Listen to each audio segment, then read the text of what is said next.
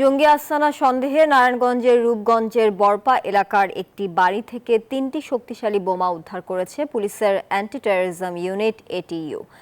এগুলোর মধ্যে 2টি আইইডি ছিল। পরে বিকালে বোমাগুলোর বিস্ফোরণ ঘটানো হয়। তবে ওই বাড়িতে কোনো জঙ্গি সদস্যকে পাওয়া যায়নি বলে জানিয়েছেন এটিইউ এর পুলিশ সুপার সানোয়ার হোসেন। তিনি জানান, গত রোববার কক্সবাজার থেকে গ্রেপ্তার আনসার আল ইসলামের সদস্য পারভিন আক্তারের দেয়া তথ্যের ভিত্তিতে সকালে 4তলা ভবনের 3 তলার একটি ফ্ল্যাটে অভিযান পরিচালনা করা হয়। তবে সেই সময় ফ্ল্যাটটি তালাবদ্ধ ছিল।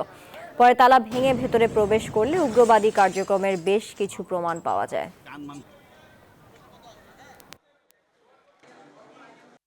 গতকালে গ্রেপ্তারকৃত যে রয়েছে এবং পরবর্তী অপারেশনে আমরা এখান থেকে অনেক তথ্য পেয়েছি, সেগুলোর থেকে যদি তাদেরকে গ্রেপ্তার করতে পারে আরও স্পেসিফিক্যালি জানতে পারবো।